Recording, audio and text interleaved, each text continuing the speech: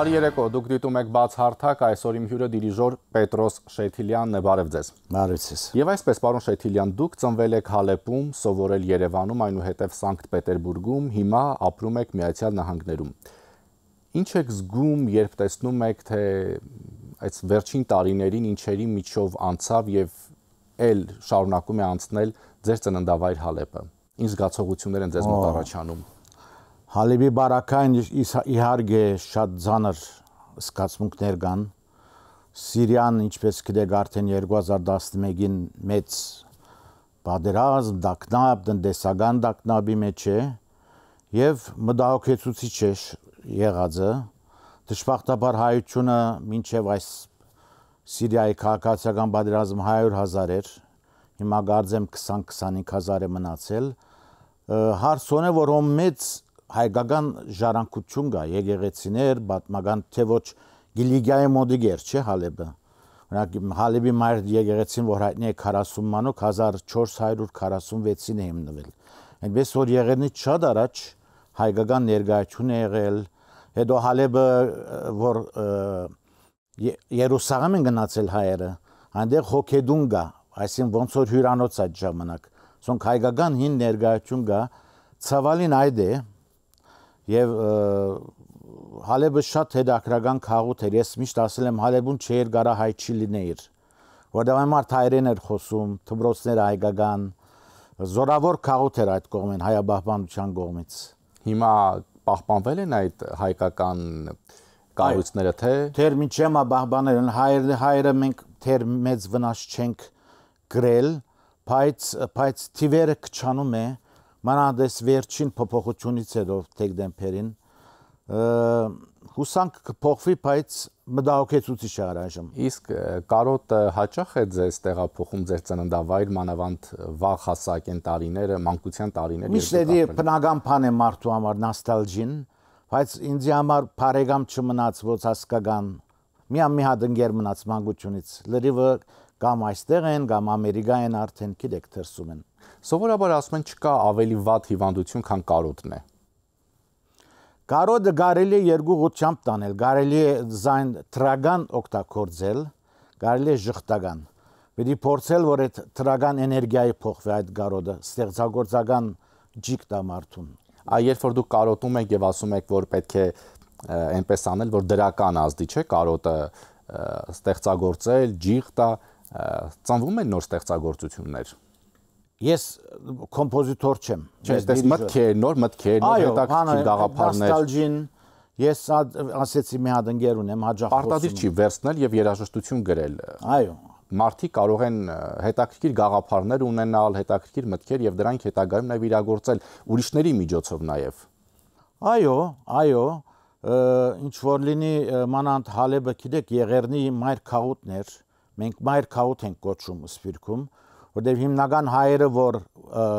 փրկվեցին, թեկուզ դերձորի հայերը, հիմնական հետո Հալեպ եկան եւ Հալեպից դարազվեցին։ Համարյա մանավանդ տասական Սփյուռքը ոչ թե այս վերջի դարիներն Հայաստանից ուղիղ, բայց տասական Սփյուռքը, որ Եղեռնից հետո գազམ մեծ մասը 90% Հալեպից է անցել։ Մենք ապրում ենք մի ժամանակաշրջանում, պարոն Շեյթիլյան, երբ գիտենք, որ աշխարհը շատ այսպես ասած խառը վիճակում է, գերտերությունները մեկը մեկի նկատմամբ պատժամիջոցներ են կիրառում, տեղաշարժվելը շատ ավելի բարդ է դարձել, հնարավոր է առհասարակ հակամարտությունները, խնդիրները, խնդիրները հաղթահարել արվեստի միջոցով, արվեստ թե դիվանագիտություն այս դեպքում։ Երկուսը միասին, դիվանագիտությունը ինքն նաև արվեստ է, ինչ որտեղ որովհետև դիվանագետն էլ կարծում եմ ինստինկտ պետք է ունենա, այդ էլ դաղանդ է, արվեստի նման, մարդիկ կան ունեն այդպես են ծնվում, այդ դաղանդ ունեն դիվանագետ լինելու, եւ արվեստը դժբախտաբար չի կարա որոշի քաղաքական ստրատեգիկ գլոբալ հարցերը, բայց արվեստը ասում է մարդուն վրան, որ այդ եթե նեղ օրեր են, մարդուն հոգին է փարսաստում, եւ իրեն հույս է տալիս, եւ մարդուն մաքրում է, բայց դժբախտաբար կյանքերականությունները ուրիշ են։ Գիտեք, որ պատմության մեջ մարդկության մի անգամ հաշվել են մի 15-20 տարի, որ այսքան հազարավորներ որ պատերազմ չի եղել։ Միշտ մի բան կա, որտեղ մարդը անգադարյալ է, գիտեք, մարդը կարա լավ լինի, կարա վատ լինի։ Միշտ այդ բայկարը գա լավի, եւ այդ լավի չարի կամ փարու չարի բայկարը գանքի հիմնական հարցը, եւ նրա համար միշտ այս լարվածությունները պիտի լինի, անշուշտ պիտի միշտ փորձել, որ հավասարակշռությունը չխախտվի։ Տեսեք, շատ։ Դուք ասում եք բարի եւ չարի պայքարը միշտ կա։ Եվ ի վերջո ով է հաղթում։ Հիմա այս որպես գրեք ես հոգեվորական։ Իհարկե։ Մենք գիտենք, որ գադարյալ հաղթանակը պիտի լինի մյուս կյանքում։ Բայց այս կյանքի մեջ տեսեք, օրինակ, չգիտեմ, բանկանակ խորհրդային միությունը Ստալինի ժամանակ մի դեղ էր, որ մանած Ստալինի ժամանակ, որ չարություններ դիրում։ Այսօր աշխարհում երկիրներ կան այդպես։ Հետո փոխվեց +6 սովետական խորհրդային միությունը, դա կարծում եմ իր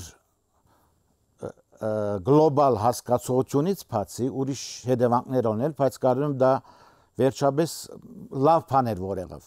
Հայաստան անկախություն արավ, հետո այդ դիկտատորական այդ բանը վերջացավ։ Մարդուց է շատ գախված, մարդին առաքելությունն է, որ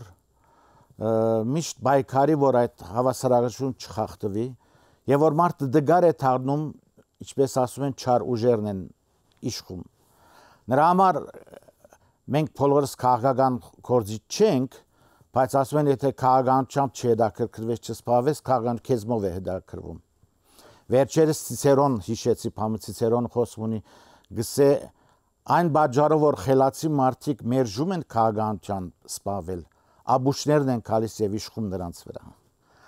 Նրա համար անդարբերությունը սխալ է։ Շատ հաճախ ասում են, որ մեր խնդիրների հիմնական պատճառը կամ գուցե պատճառներից մեկն էլ այն է, որ մենք հեռացել ենք հավատից, եկեղեցուց։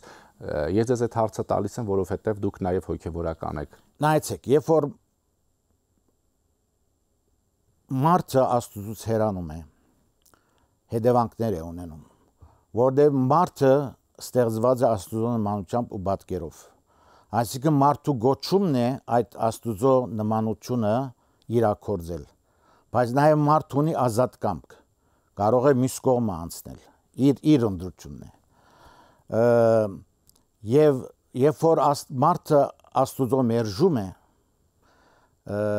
անպայման, որտեղ փառությունը գալիս է Աստծուց, գանուխ թե ուշ, թեւուզ մարդ կարծում է, որ ինքը բարի է մնալ, գարուխ թե ուշ այդ կապը գդրվում է փառու հետ եւ վակուում է ստեղծվում։ Իսկ կյանքը վակուում չի ճանաչում, չէ, վակուում ուրիշ ուժ է գալիս լցնում։ Անհատական մագարտակի վրա ես շատ մարդկանց եմ ծանոթ, որոնք հավատացյալ չեն, բայց լավ մարդիկ են։ Երբեմն անգամ որոշ այսպես կոչված քրիստոնյաներից, որ քրիստոնյա են իրանք իրենց կոչում, լավ մարդիկ են, բայց բացությունը փաստա դալիս երկրների, ընկերությունների բարական, երբ որ այդ Աստուծո քաղաքարը մերժում է գանուխ թե ուշ պրոբլեմներ են ստեղծում։ Նրա համար Վոլտերը ասել է, որ Աստված եթե չլիներ, անգամ պետք էր ստեղծել նրան։ Պետք էր ստեղծել նրան։ Չնայած նա շարում է, բայց ամբողջ ստեղծագործությունը ցույց է տալիս, որ Աստված կա։ Որտեվ ճիշտ այդ բան է, որտեվ երբ որ Աստված չկա, հետևաբար այդ Աստուծուց եկած այդ էներգիան դգարանում է կամ ոչնչանում է եւ հետևանքներ ունենում։ Դուք 2003 թվականին, չէ, հայ առաքելական եկեղեցու քահանա ձեռնադրվելուց հետո տեղափոխվեցիք Միացյալ Նահանգներ, հիմա համատեղում եք երաժշտի եւ հոգևորականի երկու հավատամքները։ Բարդ է, թե հակառակ հեշտ է, երբ մեկը մյուսին լրացնում են։ Արվեստը եւ գրոնքը նույն բնույթ ունեն, ինչ որ մեկը չեմ հիշում ասել ոնց որ քույր եղբայր են, որտեվ անշուշտ ավակ գիտությունը գրոնքն է, լրիվ Աստուծո է գալիս։ Մարդու մեջ, որ ստեղծագործական այդ ուժը կա, Աստուծո նմանության ստեղծվելու մեր մարդուն Աստծո նմանությամբ ստեղծվելուն հետևանքն է, որտեղ Աստված ալ ստեղծող է։ Մարդն ալ ստեղծող է եւ այդ բանը արվեստի հետ կապ ունի ստեղծագործությունը։ Բայց դարձյալ արվեստի մեջ ալ գա արվեստ, որ գիտեք, կրոնական արվեստը, ամենի մեծ մեր հոգևոր երաժշտությունը, համաշխարհային դասական երաժշտությունը, վերածննդի իդեալական, գիտեք այդ բոլոր, որոնք կապված են ուղղակիորեն գրոնքի հետ, Աստուծո հետ։ Եվ անգամ երբեմն ես երաժշտությունից գիտեմ շատ կոմպոզիտորներ, որոնք այսպես հավատացյալ չեն եղել, բայց Աստուծո հարցը միշտ իրենց մոտ եղել է, ոչ թե եկեղեցի, Բեթհովեն օրինակ։ Նա նամակներ ունի անդադ հիշում է։ Հայտնի խոսք ունի Բեթհովենը, գսե Աստուծո լեզուն երաժշտությունն է։ Բայց նաև ասում են Աստված սեր է, չէ՞։ Ադի քրիստոնեության բանն է, հայտնությունն է, որ Քրիստոսով եկավ եւ Քրիստոսն էր, որ ինքը հիմնականորեն եթե ուզում եք մի խոսքով բնորոշել Աստուծո, սեր է, ադի հիմնական բանն է։ Բայց Բեթհովենը որպես երաժիշտ եւ ասենք Աստված փնտրող, նա այդպեսի Բեթհովենի մեջ շատ ուրիշ արվեստագետներ կան, որոնք ուղղակիորեն չեն ասում այդ մասին, բայց սկում ես իրենց ստեղծագործության մեջ, որ այսպես յետևը background-ի վրա Աստուծո քահապարը կա։ Բայց երբեմն մարդիկ իրենց կամքից անկախ են հեռանում Աստծուց, չէ՞։ Երբեմն այդպես ստացվում է, անգիտակցաբար գուցե։ Կյանքի պայմանները, հասարակչությունը շատ կարևոր, ինչ պայմաններում են, օրինակ խորհրդային միության պայմանների մեջ։ Ես որ ցեզ ասում եմ, մարդուց եմ ճանաչել, որոնք շատ լավ մաքուր քրիստոնեաբար էին ապրում, բայց ասում եմ մենք հավատացյալ չենք։ Ես Ռուսաստանի ապրում այդ ժամանակ, որ խորհրդային միությունը փլուզվեց, եւ մի անգամից ազատություն ավ սկսեցինք խոսել գրոնք, բան այդ հարցերը, եւ ես իմ տասադուների կամ գիտեք ռուսական ինտելիգենցիա բարը կա, հadoop բան է ռուսների։ Նրանց մեջ շատ լավ մարդիկ կային, բայց ասում են Աստված չկա, որովհետև չէին հասարակվել, հասարակությունը։ Եվ երբեմն մարդ, ես անցանք եմ երբեմն բարի մարդիկ հուսահատվում են, կյանքի պայմաններին չեն դիմանում։ Այն ինչ անեն, որ դիմանան։ Այդ ամենադժվար պահն է լինում, երբ հուսահատվում են ու հեռանում են։ Հենց հավատքը գոքնի այդ հարցով։ Այդ առանց հավատքի շատ դժվար է ապրելը։ Մանանդ, երբ որ մարդը մահվան է մոտենում, Պաստորեն չգիտենք, չէ՞ ինչ է, պաստոր։ Առանց հավատքի մահվան հարցը թիմակրավելը շատ դժվար է։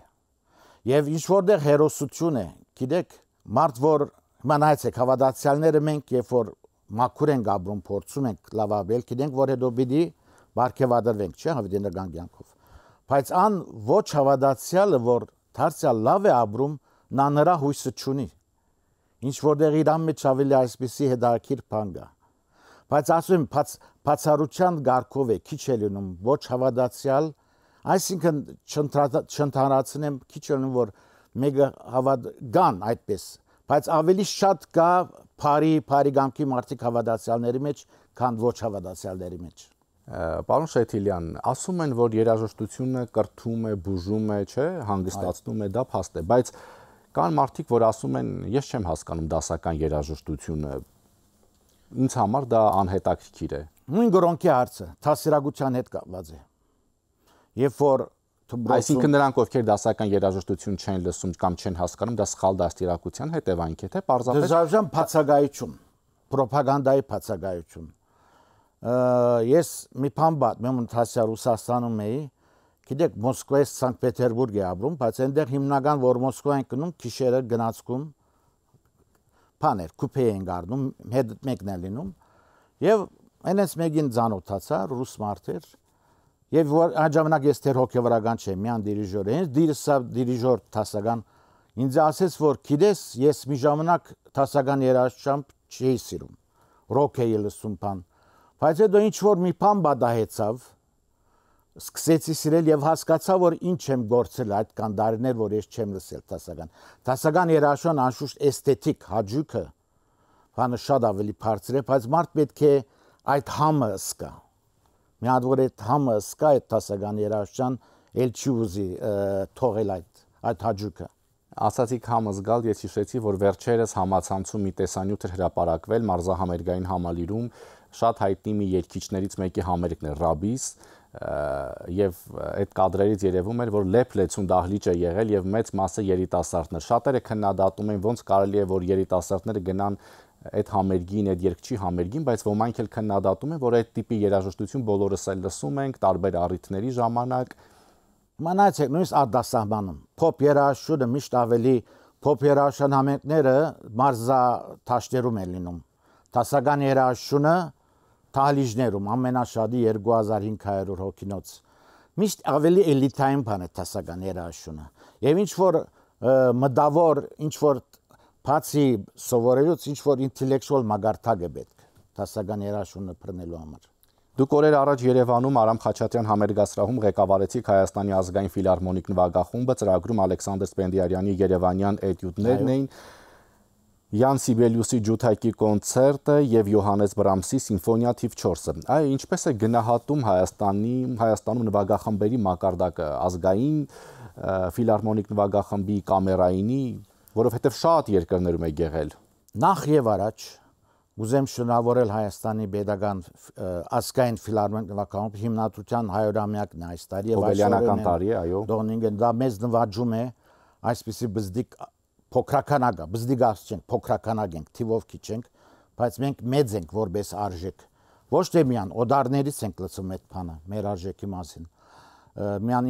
ինքնակովալ չենք, նա գլուխկովալ չէ այդ մեկը։ Եվ ես ասեմ, մեր ֆիլհարմոնիկի մասին կարող եմ ասել, որ ես վերջի անգամ եղել եմ 2001 թվին աշխատել եմ այդերին։ Այս մինչև հիմա ահագին շատ հառաչխաղացում է ապրել եւ ցեզ ասեմ հենց 2023-ին հենց Արցախի թադարգումից հետո մի 2 ամիս հետո եկան Ամերիկա։ Եվ այդ մեկը մեր ընկճված վիճակի մեջ արդեն մեզի իրենց հատ հաճող ներկայությունը եւ այդ մագարտակ որ ցույց տվեց Հայաստանի ֆիլհարմոնիկը մեզի ոնց որ թացյալ հույս տվեց։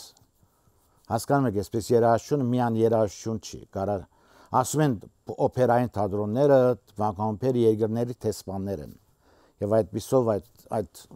շատ լավ էր։ Դա հենց պրոֆեսիոնալիզմից է, չէ՞ գալիս ֆիլհարմոնիկ նվագախմբի, որ ձեզ ինչպես դուք եք ասում հույս տվեց, այսինքն այդ շատ կարևոր է։ Հույս տվեց, որտեվ արվեստ ալգար, միան պրոֆեսիոնալիզմ չէ, արվեստի մոմենտն էլ գա։ Դե արվեստի առումով մենք այս պահի դրությամբ ես չեմ ուզում որևէ մեկին նեղացնել, վիրավորել, մրցակից որպես այդպեսին կարծում եմ չկա, որովհետեւ ֆիլհարմոնիկ նվագախումբը համարվում է մեր այցեքարտը։ Միշտ այդպես է եղել։ Բայց շատ լավ է որ մի քանի նվագախումբ կա այսօր, գարդեմ ուրիշ մի հատ էլ կա, չի Հայաստանի Պետական նվագախումբ է գոչվում, եթե չեմ սխալվում։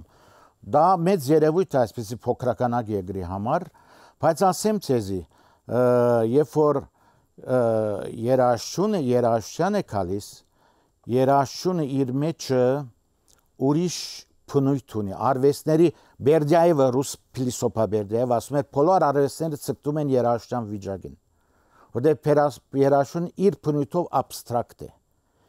Երաժշտության լեզուն միջոցը ձայնն է, չէ՞ երաժշտական։ Քանթագինը քարն է, որ նյութական։ Եվ ես գրոնական արվեստից գիտեմ, ասում են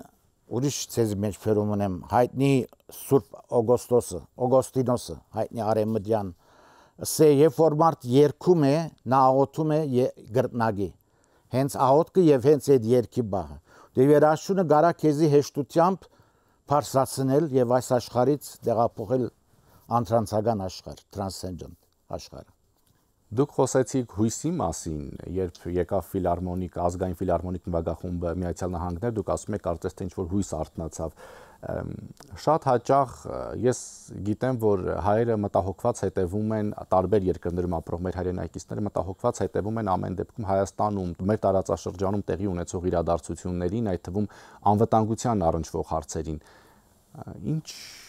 Ուրեմն իհարկե դուք ունեք։ Հայության այսօրվա 2020-ից հետո հիմնական մեր մտահոգությունը, մեր դարդը ճիշտ ժողովրդական բառով Հայաստանի անվտանգության հարցն է, եւ այսօր Հայաստանը գերեւ աշխարհի մեջ մի քանի երկիր կա, որ այսպիսի անվտանգային լուրջ հարց ունեն, բայց մյուս կողմից ինչ որ բան կա, որ մեզի օգնում է։ Օրինակ մտահոգված է Թրամփը կա ինչ է լինելու։ Որտեւ տրադիցիոնորեն հայերը Ամերիկայում օրինակ ավելի մոդիկ են եղել դեմոկրատներին։ Բայց տեսնում եք, որ այսօր Թրամփի ադմինիստրացիայի կողմից նշաններ կա, փաստորեն մարդ կարծում էր, որ ապրիլին կամ մայիսին հարձակում է լինելու, չկա։ Եթե չի լինում, ինչ որ զսպող հանգամանք կա։ Եվ այդ մեկը կա։ Եվ այդ մեկը հույս է տալիս մեզի, որ մենք այս վիճակից դուրս ենք գալու։ Լավատեսեք։ Այո։